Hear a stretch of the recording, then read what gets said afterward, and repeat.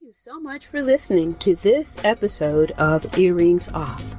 We want to invite you to subscribe, rate, and leave us a review.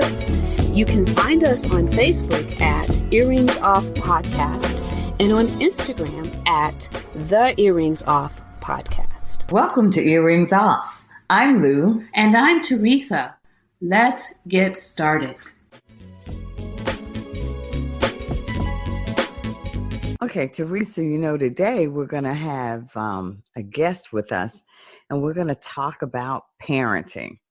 So I'm interested to hear about that. But you and I both know, being a parent, that is no walk in the park. No, I mean, it's not. It's certainly rewarding most of the time. Well, it is. But when you're in the thick of it, you're just really just trying to survive and make sure you don't scar your kid for life. At least that was pretty much how I was operating. Absolutely. I'm glad you said that. We're being honest here today. Yes. Because that was what I thought about in the beginning. I'm like, can I say that out loud? Yeah. But yeah, absolutely. Yeah. I do. And I have always, and I continue to second guess myself about things I say and that I do around parenting and how it's going to impact that person that I'm responsible for. Oh, yeah. And it's really now with my child being an adult that I get to look back and say, okay, well, yeah, maybe could have done this better, or I nailed it in that area. So you get back to sort of reflect a bit. And thankfully, I have some younger folks who are parents in my life, my nieces and nephews. And so you get to share a bit with them about, when I did this was the result, or maybe did you think about that? So, yeah. Isn't it funny though? Speaking of those nieces and nephews, I don't know about yours, but you ever get the response like, I don't think you know what you're talking about, Auntie. Of course you get that. Of course, absolutely. Yeah. Well, mine. That's not how we change the diaper. Yeah. Mine, I don't really get that, but I do get the side eye quite a bit, like, Yeah. Oh, it's changed. Don't even talk about, I'm a grandmother now. And so don't even talk about the diapers and the changing and all the equipment they have for them. I'm like, oh, my goodness, what in the world? First of all, I didn't have that kind of budget when I was when my kid was coming up. I'm like, really? Who has money for all of this? It's funny you say budget, because I was looking at this sitcom a while back, and they were having a baby shower, and people were fighting to have the most expensive gift. How about the stroller was $2,000? It was what? Oh my Lord! $2,000. Listen, that's crazy. Yeah. No, it was crazy. The equipment and the technology, and that has come to help along with raising a kid is just crazy. It's just crazy. Yeah. Well, so very different. It is. It's different, but. So are the challenges that these kids are facing now. So, all of that, especially right I can't now. Even imagine. Yeah. I just saw. I just saw a video where this kid, because they're inside now with COVID and not going out and not going to school, doing the the school virtually. But there was a video I saw recently of a little girl. She was like 3 or 4. And, that's, made me think about my granddaughter and their missing kids and interaction. And when she saw the mailman, she was just so happy, because this is somebody she sees every day. She's not outside, but she can engage. She was engaging with him through the window. they were dancing and the mailman was dancing and she was dancing and her mom was saying, I guess it was her mom, how excited she was every day to see this mailman. And so you think about parents now, they're just having to wear so many hats. And now they've had to modify their hat, if you will, as a result of this pandemic. So it's just something right now. I can't even imagine having a small toddler or a grade school child during this pandemic. Yeah. I can't imagine, because it's so unprecedented. There's no playbook for this one. Yeah. Yeah. And the kids, I keep hearing all of this news about how some aren't adjusting, kids are becoming, some kids are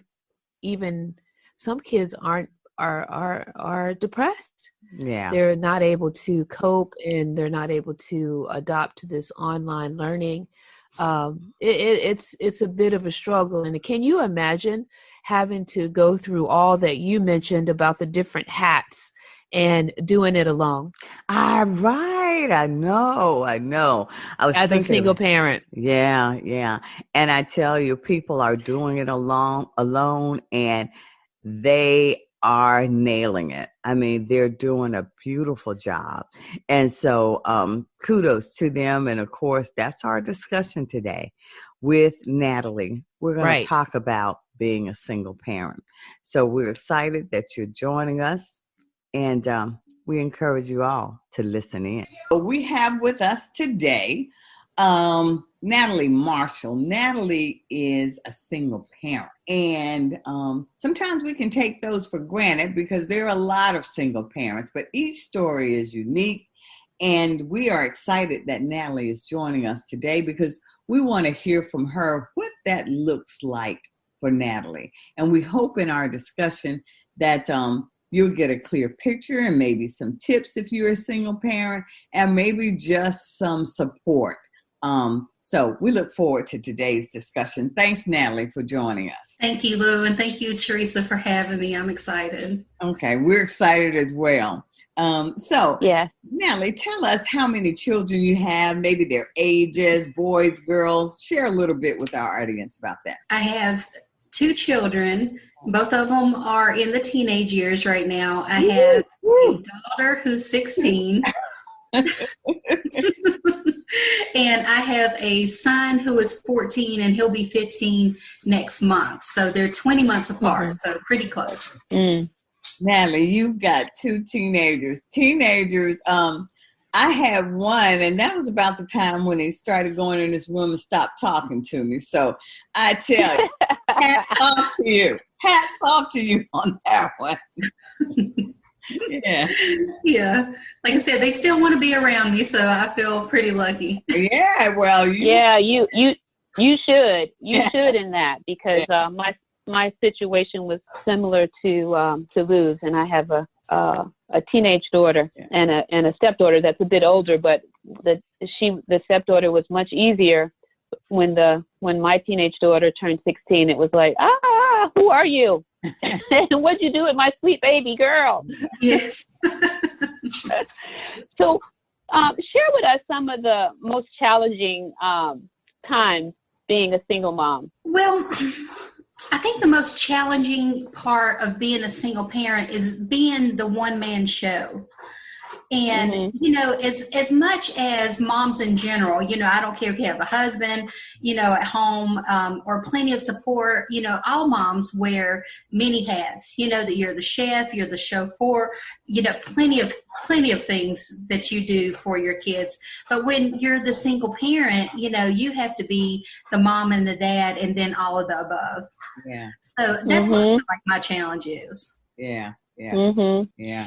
Well, I'm going to follow that up with a question about now with COVID-19. How are you managing that one? Well, let me tell you, surprisingly, we have not gotten sick of each other, which I was surprised. Because normally, you're around each other so much and you're not in your normal day to day, but between us three, you know, we value family time. And once everybody's done with work and school, you know, we still, you know, make a point to sit down to dinner together and, you know, just make a point to watch shows together, you know, ask how each other's day is going, you know, what I can help with. And, you know, it hasn't worn off yet, you know, so I always wait for the shoe to drop, but it hasn't. That's good. Oh, that's awesome. That is. Mm-hmm. So, Natalie, during this time, though, of COVID, are you, the kids are at home doing virtual learning, or are they going actually out to the site, or no, you're doing virtual learning? Yes, they are doing virtual learning, so they are here all day, and I am also working from home. Okay. All day. Okay. Well, that's good. That's good.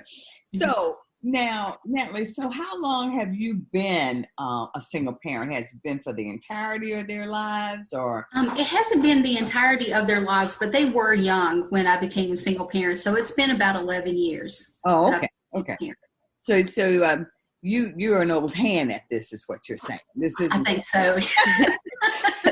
So before I was asking about the challenges of being a single mom, tell us a little bit about, and you shared a little about how gratifying it can be. What's been particularly gratifying about being a single mom? Well, like I said, since I've been a single parent for 11 years, just watching these wonderful, I can't say little humans anymore because, you know, like I said, they're bigger.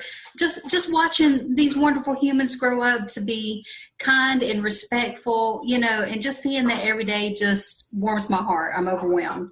Mm-hmm. So that's what I enjoy. Well, I tell you, Natalie, what you're showing them by parenting as a single parent, what you're showing them by modeling is that, you know, how to grow up, to be independent, to be able to face challenges and get through them, because I was raised by a single mom after my dad died. And I have to tell you, even now as a woman, when things happen, I immediately, I mean, you know, when challenges occur in my own life, one of the first things I go to is, well, if my mom could do that, I can do this. Yeah. Oh, she can handle that, raising 7 kids after her husband. I got this. And other people would be around me would be, Lou, you're always so calm. And it's like, I'm thinking to myself, yeah, because I always remember my mom, and believe me, no matter what I face, if she can do that, oh, I got this. And Yeah. I think that all the time.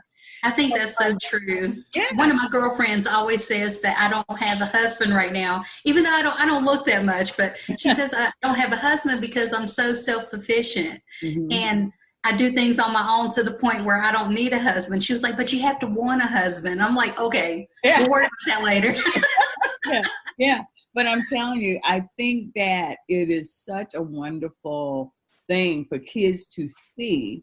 First of all, that you're not defined by other people, and that you have to, at the end of the day, be able to stand on your own when necessary. So I think that's a powerful thing, and particularly for women, for young girls to see. Yes. I mean, it yes. really is. So, but Natalie, tell us about, what does a typical weekday look like in the life of the Marshall? So right now it looks very different, you know, because we are, you know, in the thick of the pandemic. So it's completely changed our lives. You know, we are in the house all the time. You know, like I said, I'm working from home. They're working virtually, you know, from school, working at home. And, you know, otherwise, you know, had this not pandemic been going on, you know, we would be out, you know, they would get to see their friends a little bit more. I would get to see my friends a little bit more, you know, and those are good outlets that, you know, all of us need. Right. You know, I was like, regardless if I'm a single parent or not, you know, I still have, you know, a resemblance of a life. I don't go out with my friends all the time, but, you know, seeing them once in a while is good for your soul, you know, and it's just as good for my kids' soul to be able to hang out with their friends and have that outlet outside of the house. Right. Yeah. Well, are they involved in, if you weren't in this pandemic, do they have extracurricular activities? Are they involved in things outside of school that they enjoy? Outside of the pandemic, normally my son plays sports. He likes basketball. He loves soccer. And he had just made the soccer team before all this got shut down, and he was crushed. Oh, no. Yeah. Play on the soccer team, and it was his last year of middle school, too. So he was real disappointed. Oh, yeah. Right. Yeah. My daughter is a theater girl. Oh, and so she loves theater, and I think it's International Thespian Society. They do a bunch of stuff kind of outside of school, and so that would be something she would be joining, had this pandemic not be going on as well. So that's hard, but yeah. So, Natalie, have you ever had an experience where you felt negatively judged as a single parent? Oh, I feel like I've had so many, I don't know where to start. Really? Oh, man. So sorry about that. Yeah. It happens, and people's assumptions, there's, I just don't think the United States, sees single parents the same as they do full family households. I think that sometimes parents will look at me like I am poor, number one, broken, unable to maintain a relationship. I mean, I get the most pitiful looks sometimes. People assume that I live in low-income housing. I've heard that at one point in time. Just overwhelming.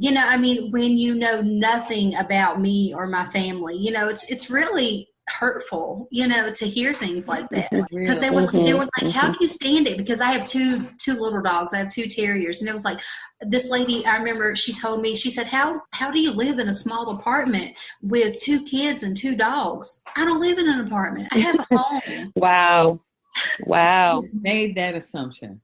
You can't change what people think. You can only live the life that you live, and whatever they assume, that's their issue. It's not mine. Right. Yeah. So if you felt that against yourself, have you noticed or aware of any bias against your children, being raised by a single parent? Yes. Of course I have. And like me, I grew up, biracial, and fairly light skinned, in this world. And people tend to just see what they see on the surface, So I remember an experience when I saw a person I worked with outside of our workplace, and my kids were there. So I was so happy to introduce my kids, because me and this person had worked together for 10 plus years, and I always talk about my kids, but they've never seen them in person. So, I introduced my kids, and that person repeated twice to me, "These are your kids? These are your kids." I mean, that's exactly how it was. Because even though I'm lighter, my family is still black. I still have family that's white, but my kid's father is black, but they just assume, to the point where you have to ask twice if these are my kids was completely insulting. Oh, and this I can see that. You'd worked with for years. Wow. Years. Yeah. And was a part of the chaplain's office, which really disturbed me. Because that would have. They were just in disbelief that these could be your children, because there was a different expectation. Yes. Well, in their head, evidently it was a different, expectation. So, do you think your kids are aware of that? I was so upset in that situation, because my kids were there beside me, and so they were, My kids are not, like I said, I've explained race, I've explained everything to my kids so that they don't go into this world blind, I've explained that all their life. Right. So they knew exactly what they meant. Well, but you know what, Natalie, the thing about that is you're smart to do that, because the reality is then you get to frame that discussion, and you get to prepare them in advance, versus them being confronted possibly with you not even being there and having to encounter folks and handle situations. So Yes. Yeah, there's right. Yeah. That is just really sad. People are just ignorant and they don't have empathy. It's just really sad. Yeah. I'm sorry that you experienced that. I'm even more sorry that your children had to experience that. Yeah. And I'm truly not a grudge holder, but I've worked at my company for 20 years now, and even seeing that person pass in the hallway, I still think about that. I'll say hello, and I'll be the bigger person, but I still keep that in the back of my mind. Right. Mm-hmm. In your household, are you the only disciplinarian? If so, tell us about how you manage that. I am the only disciplinarian in my house.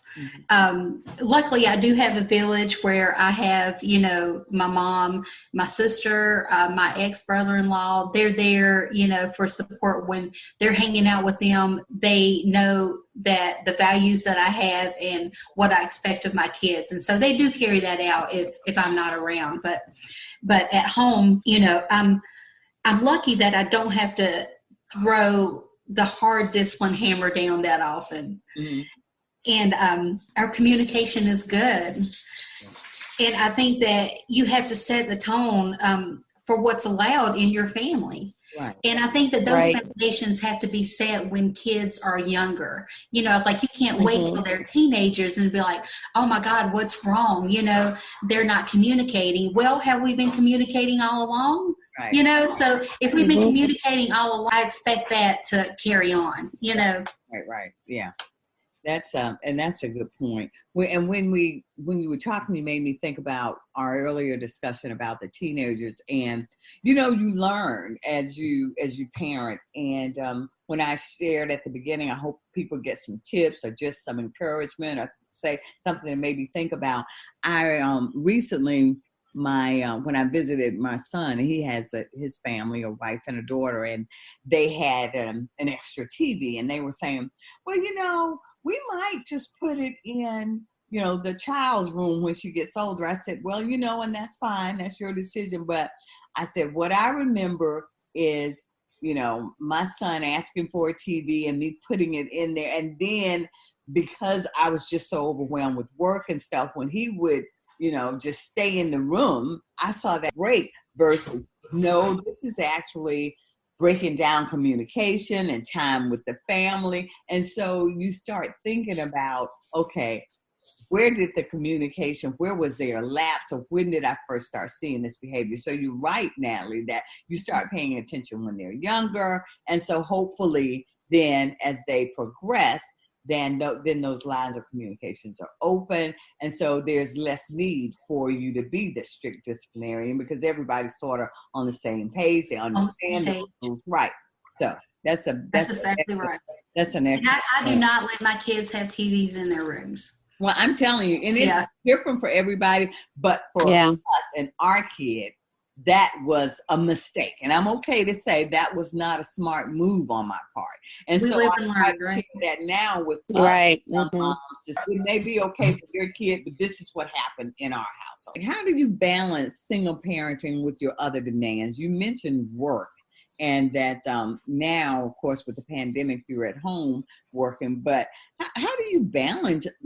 And you also mentioned having a mom and sister and other family members. And so we know with that, you have support, but there are also needs when you have other relationships. And so how do you balance all of your demands and find some time for yourself? Is that just a fantasy that's out there that single parents can actually have some time for themselves? Because, of course, I believe that's healthy for you to have that. So how are you managing your different demands? Yes. I feel like single parents, juggle a lot, but I'm lucky that I have a village. Mm-hmm. So if things are too much, sometimes things can be too much at work and I have to work later to finish a project or I just want to hang out with my friends a little bit, or they want to hang out with their friends. But, my kids get tired of me sometimes, they don't want to be around me so much. I have my mom, I have my twin sister, and as weird as it sounds, I have my sister's ex-husband. that is around to help be supportive, to pick them up.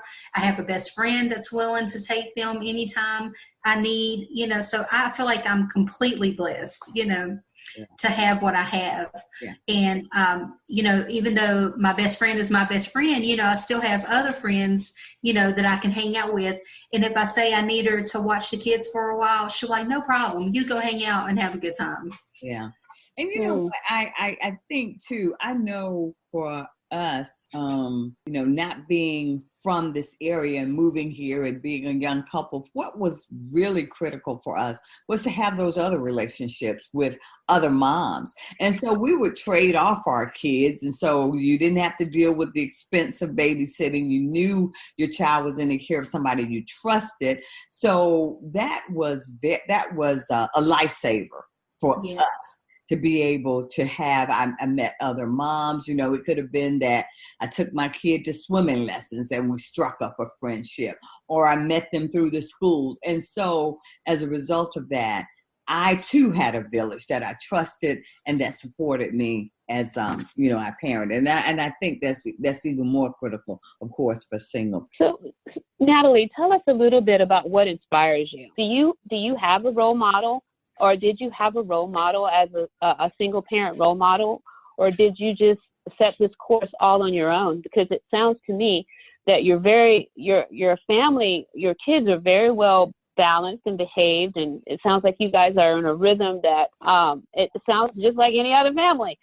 Yeah. Not so much that it's a single parent family, but tell us about that. Was there someone to guide you, or were you just blessed to be able to manage this all on your own? Well, out of my family and friends, I'm the only single parent. Really? Oh, I see. I see. Mm-hmm. So my friends are married, and like my sister, she was married, but they didn't have any kids. Mm-hmm. So any inspiration that I have actually comes from my parents. Okay. And I say that because, when you have both your parents growing up, you take different things from those parents, for sure.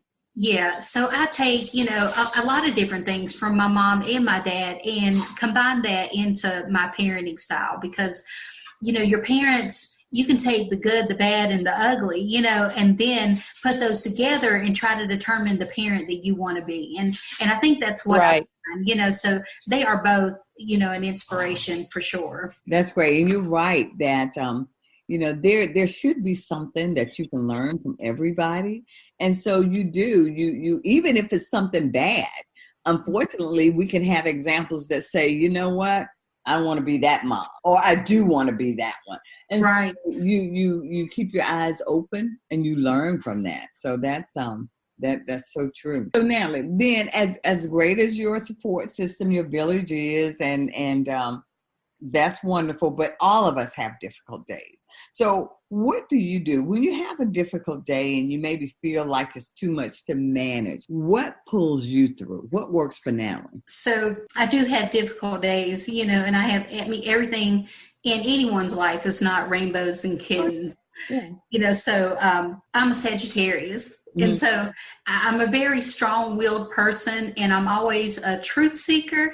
Mm-hmm. So if I feel down on myself, I try to rationally work it out instead of just falling apart. Because if I fall apart, the kids see you fall apart. So I don't want them to think, that I'm just, made of steel and I'm the strongest person in the world. I do have emotions, and there are times that I fall apart, but I just don't want them to see that all the time. But if I'm upset, I truly let them know, but, and I'm the daughter of James Marshall, who was, hard as rocks. And so I take that bit from him too. And my mom was, super compassionate. They were like yin and yang. But, at the end of the day, I'm a child of God. And what I do is I rely on my faith. No matter how down I get, I know that I can pray and I can work it out. Mm-hmm. And right. I try to instill that in my kids too. If you're feeling down, and if my kids don't want to talk to me, like, pray about it. Let's work it out in some way. Pray about it. Come back to me. See how you feel about it. And that's the same way I am with myself. I pray about it and I see what I can do, to make this better, because I know that I have God above anyone else. So at the end of the day, by what barometer are you measuring your success as a single mom? What is your hope for your children? So my measurement can change from day to day, of course. But overall, and not to brag, but the barometer is off the charts, Okay. I do feel like, I'm on some level winning at single parenthood, and all right. Yeah. I have confidence in that, and like I said, my children aren't perfect. I'm not perfect, but at the end of the day, if we are all happy, if we get along, things are going well in work and school, what do we have to complain about? We have a roof over our head, food in our refrigerator, so I feel like that's winning. Yeah. Yeah. So, like I said, I'm not perfect, but, I'm loud and I'm outspoken and I watch way too much reality TV. But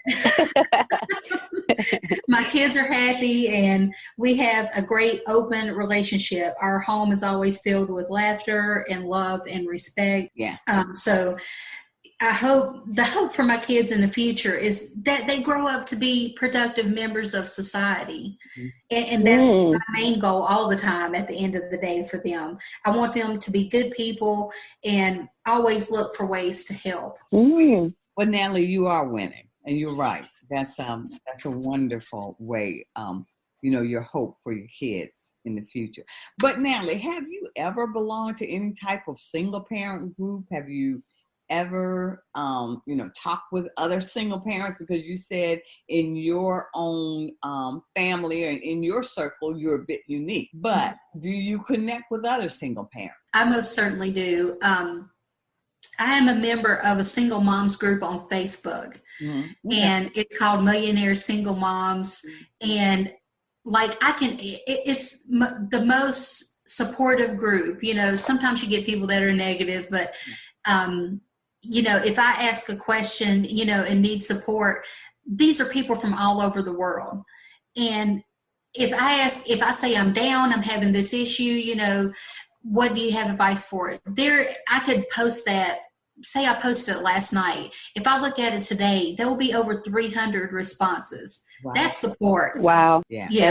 That is support. And some of those, most of those answers is something you may never think of, and just having other people's opinions who are not in your inner circle, that's just the best thing in the world. It's priceless. Right. So of course, yes, I do belong to a support group, and I'm happy to have those ladies. Yeah. Okay. Wow. So, Natalie, what do you have any, as we get ready to close, do you have any advice for other parents who may be in your situation in terms of biracial families or children who are in families, with different races? Is there anything you can share that might be a benefit either to the adults or to the children as they go forward? I think to adults, if you have other races in your family, especially children, you need to make sure that child knows who they are. I read an article one day where this boy was the only biracial boy in his family, and they lived in a very small Caucasian country town. And do you know that he didn't know that he was biracial till he was about 11 years old? And that hurt me. That hurt me. And I was like, why would his family not explain this to him? So deep, dark secrets, stay embedded in families when things like that happen. And then when they grow up, there's some deep hurt there. Right.